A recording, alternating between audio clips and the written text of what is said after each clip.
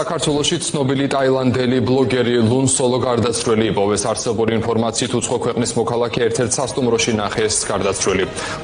ოჯახს მასთან კონტაქტი ბოლოს 13 ივლისს ჰქონდა. ტურისტი მარტო მოგზაურობდა და ჩვენს ქვეყანაში სამოგზაურო ვლოგის გადასაღებად იყო ჩამოსული. შინაგან საქმეთა სამინისტროში აცხადებენ, რომ მომხდართან დაკავშირებით გამოძიება საქართველოს სისხლის სამართლის კოდექსის 115 მუხლით მიმდინარეობს, რაც თვითმკვლელობამდე მიყვანას გულისხმობს.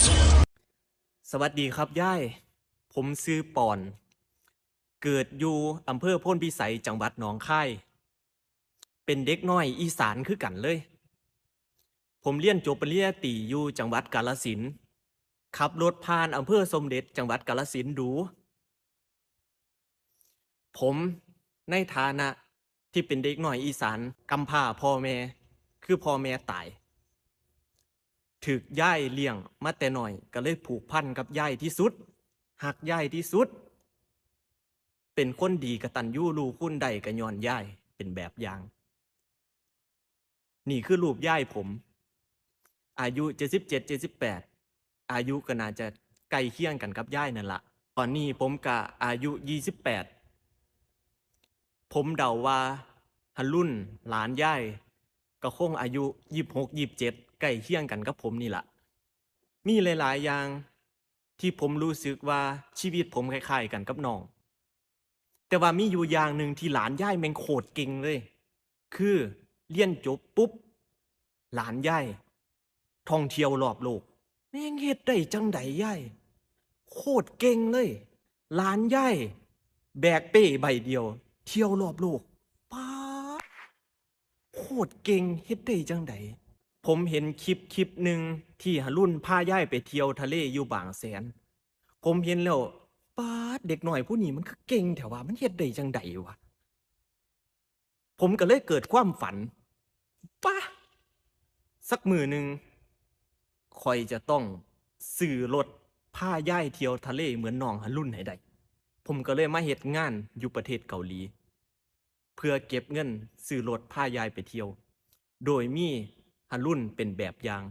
ผมอยากเฮ็ดให้ได้คือจังน้องรุ่นย่ายเบิ่งเอาติล่ะว่าหลานย่ายนี่โคตรเก่งโคตรสุดยอดเป็นนักท่องเที่ยวนักเดินทางที่ดีที่สุดบ่เคยสร้างความเดือดร้อนเสื่อมเสียให้แก่ประเทศชาติไทยเลยรุ่นไปเที่ยวแล้วโกงนักท่องเที่ยวคนอื่นมีบ่มีไปเที่ยวแล้วทะเลาะวิวาทชกต่อยกับนักท่องเที่ยวคนอื่นบ่มีถ้ารุ่นไปเที่ยวต่างประเทศกินเหล้าเมายาออกข่าวเสื่อมเสียมีบ่มีหลานย่ายมันโคตรเก่งเลยย่ายเลี้ยงหลานได้แบบเก่งที่สุดผมยอมรับเลยผมในฐานะที่เป็นเด็กน้อยอีสานอยู่ไกลบ้านก็บ่รู้ว่าสิจากโลกนี้ไปมื้อใดคือกันผมขึ้นหอดย่ายแห้ง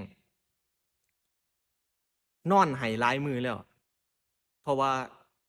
ขึ้นหอดบ้านขึ้นหอดย่ายกูต้องมาไกลบ้านขนาดนี้บ่เพื่อที่สิเฮ็ดความฝันหาลางเทื่อก็ถูกให้ถูกด่าแต่ว่าก็ต้องอดทนสู้ต่อไปให้ได้ผมอยากจะเป็นกำลังใจให้ย่ายเด้อครับขอเป็นตัวแทนหากรุ่นยังอยู่ตรงนี้อยู่เขาก็คงอยากจะให้ย่ายเข้มแข็งคือกันย่ายต้องสู้ต่อไปขอให้ย่ายรักษาสุขภาพแล้วก็ยิ้มให้ได้ถึงแม้บ่อยากยิ้มปานใดก็ต้องยิ้มให้ได้หันผมกลับบ้านมื้อใดผมสัญญาว่าผมจะไปเยี่ยมย่ายเด้อขอบคุณครับย่าย